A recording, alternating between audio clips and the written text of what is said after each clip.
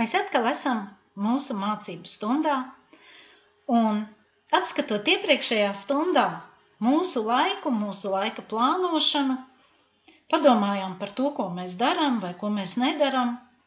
Es zinu, ka parasti, kad cilvēks sāk kaut ko jaunu, kas viņam nav pazīstams un nav zināms, viņš tikai ir redzējis, ko citi dara, tad parasti sākumā ir šaubas un pārliecības trūkums. Un tas ir tas, kāpēc cilvēkam ir grūtāk nospraust mērķus, un tas ir tas, kāpēc cilvēks nevar iekustināt to kuģi, un tas ir tas, kāpēc cilvēks nevar pacelties šajā brīvajā ērgļa lidojumā. Un šajā nodarbībā es gribu parunāt un citēt tieši jau profesionālu ārstu un reizē arī dziednieku, tas ir Valērijs Siņeņikovs, un man viņa grāmata vienmēr ir par rokai izproti savu slimību.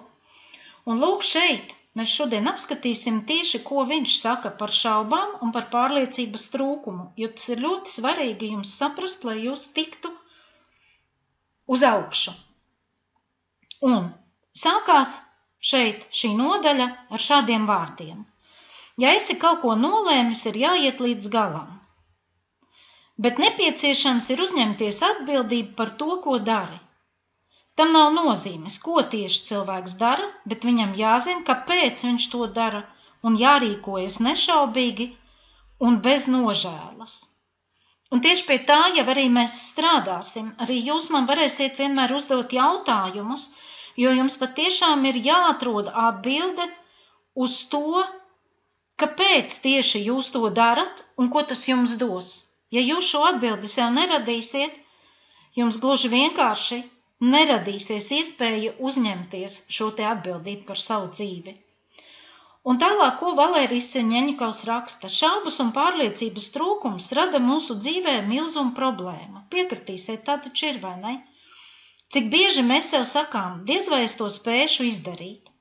Arī šeit, šajā projektā, kad cilvēki man piesaistās, kurš saka, kurš nē, bet šādas te domas viņam ir. Tāpēc, kad ir ļoti daudz piemēru un prakse rāda, ka vairumā gadījumu cilvēki smejās par tiem, kas sāk kaut ko tādu darīt. Un cilvēki varbūt arī, ja nesmejās, tad nesaka neko, bet iekšēji šī programma sēž, un sēž, man liekas, ļoti daudzos no mums. Un tad vēl ir tāds jautājums, kas cilvēkam iekšā varbūt urdī, vai maz vērts sākt. Jo parasti viņam liekas, tas ir laika patēriņš, pie kā tas novedīs. Dažreiz cilvēkam pat liekas, nu jā, tas bija kaut kāds tāds brīdis, kad es biju, nebiju līdz galam pārdomājis, es biju kaut kur nost no realitātes, un kāpēc es pasūtīju vispār šo te pirmo savu pasūtījumu un kāpēc es vispār esmu šeit.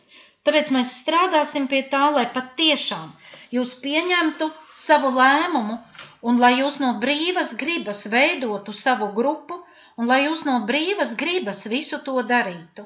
Jo jebkurā brīdī jums ir iespēja aiziet un jums ir iespēja dzīvot pašam savu dzīvi. Jo es uzņemos ļoti lielu atbildību, jo es esmu iegājusi jūsu dzīvē, un tāpēc man arī ir jāpalīdz, ja reiz es jums solīju, man ir jāpalīdz jums iet to ceļu, ko faktiski jūs tajā brīdī gribējāt, jo cilvēki nekad nesatiekas tāpat vien. Un lūk, ko raksta Valērijs tālāk. Šādas un līdzīgas domas izvirza šķēršļus ceļā uz mūsu nodomu īstenošanu.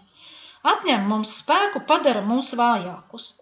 Un patiešām, ja mēs šeit runājam, cilvēkiem ir ļoti daudz problēmu un ir veselības problēmas, un cilvēki iet un tās meklē pie ārstiem un meklē dažādos ceļos un meklē arī caur šīm kompānijām, bet faktiski pati pirmā veselības problēma tā ir tā, kad ne jau ķermenis ir slims, bet slima ir mūsu dvēsele. Un lai mūsu dvēsele varētu vispār augt, rīkoties un lai viņi varētu kustināt, kopā ķermenis ir sasaistīts, jo ķermenī ir mūsu šī te būtība, tas mūsu es, un to taču nevar izārstēt. Neviens ārsts, nevienas tabletes, to varam izdarīt tikai mēs paši.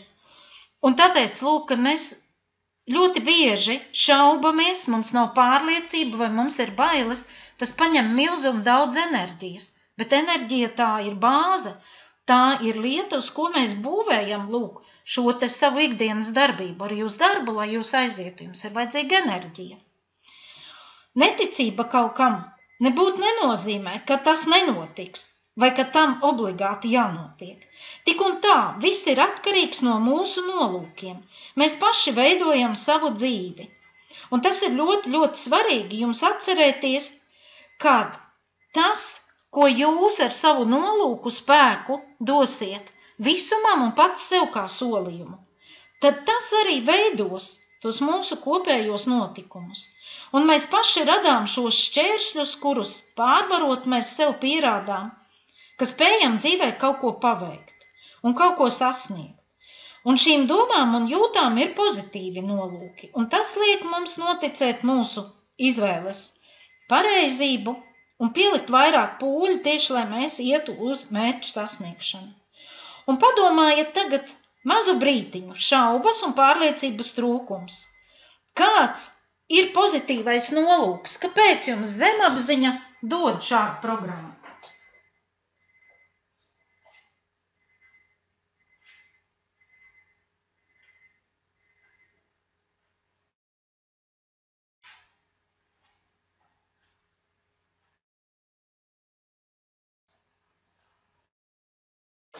Kāda katram tā atbilde bija? Ieteikšu, ko Valērijas Siņeļņikovs saka. Uzvedības veids, pārliecības trūkums un šaubas dod mums mājienu mūsu pozitīvajiem nolūkiem, izdarīt pareizo izvēli un pielikt vairāk pūļu mērķu sasniegšanai. Un lūk, kā tas notiek? Vai ir vērts pielikt 2, 3 vairāk pūļu? Vai ir vērts pārvarēt grūtības, kuras paši sev radām? Jā, jo jums šeit arī šajā projektā būs gan daudz grūtību, gan daudz prieka, un varbūt jūs baidaties kļūdīties, izdarīt kaut ko nepareizi, bet jāatcerās, ka baidīties no tā nav vērts. Vienmēr turpmāk strādājot pie kaut vai mazākās neveiksmes, atceraties, ka jebkurš rezultāts ir vienkārši rezultāts. Tas nav ne labs, ne slikts. Tas ir vienkārši rezultāts, kurā nevajag ielikt ļoti daudz emociju.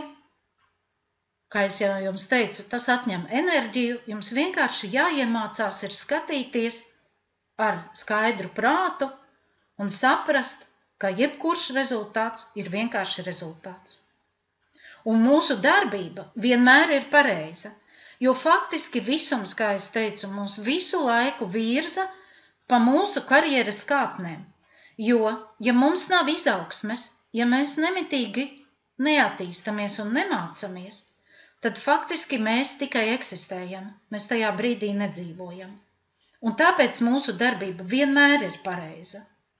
Un vispārīgi ņemot, nav mums nec uzvaru, nec sakāvju, nec kļūdu. Un tāpēc nevajag analizēt labi vai slikti, jo mēs visu mūžu mācamies. Un mēs mācamies vienmēr paši no savām kļūdām. Es varu jums šobrīd daudz padomus ieteikt, varu jums dot sistēmu, daži to ievēros, daži nē. Bet vienalga arī caur manu sistēmu, tāpat jums būs savas kļūdas. Un no savām kļūdām mums vienmēr ir ko mācīties pozitīvu. Un kas jums ir jāiemācās?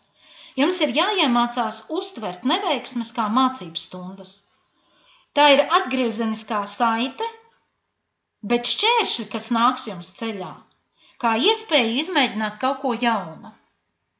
Jo šķēršļi parasti nāks šajā projektā caur prātu. Un tad jums viņi ir jāpārvar un jāsaprot, ka jūs taču to neesat darījis. Ja kāds cits to ir darījis, tad tā ir viņa pieredze. Bet ja jūs pats konkrēti to neesat darījis, tad tā ir jūsu mācības stunda. Un arī ja jūs to jau esat darījis, tad tas bija pavisam citā laikā. Tajā laikā bija pavisam cits gads, pavisam cita jūsu pieredze. Un beigās pat zvaigznes stāvēja citādākā stāvoklī, un tie bija arī pavisam citādāki cilvēki. Tāpēc, lūk, katru reizi, kad jūs kaut vai darat vienu un to tā pašu darbu, jūs viņu varat uztvert un sākt tā, kā it kā jūs sāktu kaut ko pavisam no jauna. Un mainiet attieksmi pret šaubām. Uztveriet tās kā sabiedroto.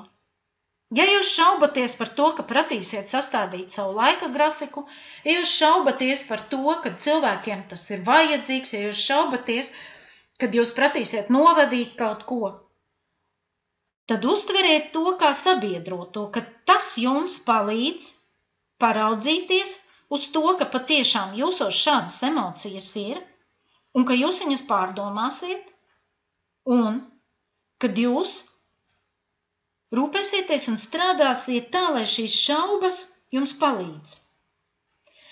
Un kad jūs tiksiet vaļā no pārliecības trūkuma un šaubām, tad par gaidāmajiem notikumiem, jebkurš jūsu darbības rezultāts, vienmēr būs pareizs rezultāts, kas jums turpmāk palīdzēs veikt pareizas darbības. Un no jebkuras dzīves situācijas jūs iegūsiet gandarījumu un svarīgu un pozitīvu mācību stundu. Jo vienmēr, kā es to daru, ar cilvēkiem, ar kuriem es satiekos, dažreiz es padomāju, kāpēc viņš man par to vēstīja, vai nu man nāksies ar to saskarties, vai arī kādas emocijas man pie viņa nav patikušas, un es vienmēr mēģinu uz cilvēkiem paskatīties kā uz spoguli. Un tad, ja jūs sāksiet katru cilvēku uztvert kā savu spoguli, ticiet man, jums būs ļoti interesanti. Un tas būs patiešām tā kā veicot kādu kosmētisko procedūru, jūsu seja sāk starot, tāpat novērojot šos te cilvēkus, jūsu iekšējā, jūsu būtība sāks starot, un jums pašam būs patīkami redzēt, kā notiek šīs te pārmaiņas. Un tāpēc ir ļoti, ļoti svarīgi apzināties šo emociju, apzināties to, ka mēs esam komandā, ka mums ir komandas darbs, un šaubām un pārliecības trūkumam faktiski šeit vietas nav, jo tā ir jūsu pieredze, kuru jūs iziesiet automātiski cauri. Galvenais, kas ir patiešām to visu praktizēt. Ja reiz mums ir jāpārdomā, mēs pārdomājam, ja mums ir jāveic kāds uzdevums, mēs viņu noteikti izdarām, jo pretējā gadījumā izkritīs kāds posms, un rezultāts jau vairs nevarēs būt tāds, kādam viņam vajadzēja būt. Ko vēl pie šī, es varbūt no Valērija grāmatas nobeidzot jums šeit gribu teikt par šaubām un pārliecības trūkumu. Valērijs raksta, lai jums notiek pēc jūsu ticības. Ticēt sev vai neticēt, tas ir izvēles jautājums. Ja jūs izvēlaties neticēt sev, tad radāt savā dzīvē šaubas un pārliecības trūkumu. Ja jūs izvēlaties ticēt sev, tad radāt iekšēju spēku. Ticība dod jūsu nolūkiem, jūsu rīcībai un visai jūsu dzīvei nepieciešamo spēku un virzienu. Ticība, cerība, mīlestība. Tās ir 3 labdaras, 3 jūsu dzīves panākumu veidotājas. Uz šīs nots es gribu šodienas stundu beigt. Jums patiešām ir vēlreiz jāpārdomā tas, kas tad būtu tas pats svarīgākais, un nākamajā nodarbībā turpināsim jau, es jums palīdzēšu savu dzīvi tā kā izmizot kā sīpolu, lai jums vieglāk būtu nospraust mērķi un lai mēs patiešām ātrāk varētu ķerties pie prakses un pie uzdevumu realizēšanas un jau kaut solīti vēl tuvāk mūsu kopējam mērķim un mūsu kopējai idejai. Paldies, ka tu šodien atlicināji man laiku un uz tikšanos atkal nākamajā stundā.